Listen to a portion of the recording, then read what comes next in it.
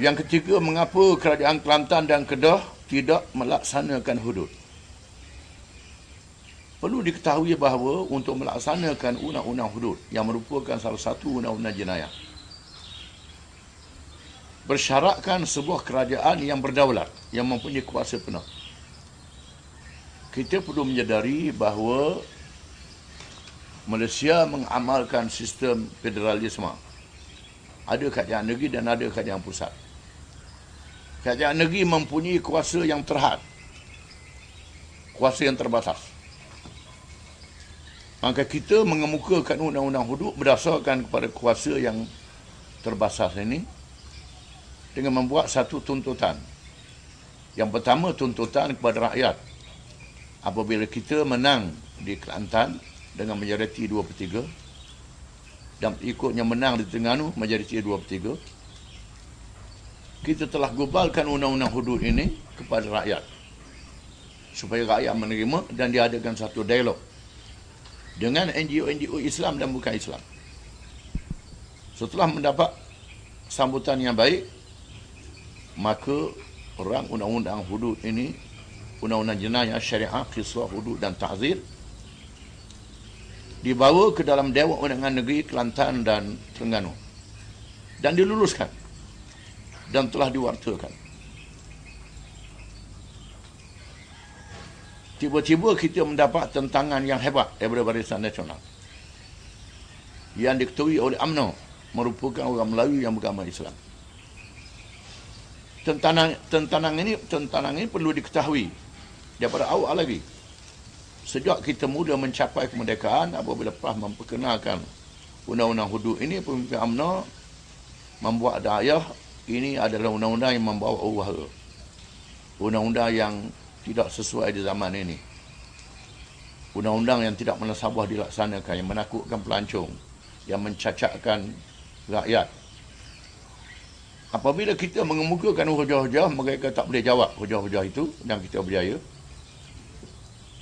melalui persembahan yang dikemukakan kepada rakyat. Dan akhirnya melalui Dewan Undangan Negeri, tiba-tiba kita mendapat tentangan. Apabila Perdana Menteri, bekas Perdana Menteri Tuan Mahathir Mohamad menulis surat kepada Yang Berhormat Tuan Guru Datuk Ni Azli Nikmat, Menteri Ketua Kelantan, memberi amaran sekiranya Kelantan melaksanakan undang-undang hudud. Dan diikuti UMNO melalui salah seorang pemimpinnya telah membawa ke mahkamah untuk membantah undang-undang hudud ini. Dan kita berusaha lagi.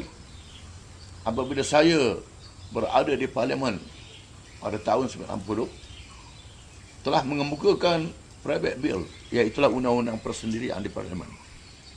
Mengemukakan usul kepada Parlimen supaya memberi ruang melalui pindahan perlembagaan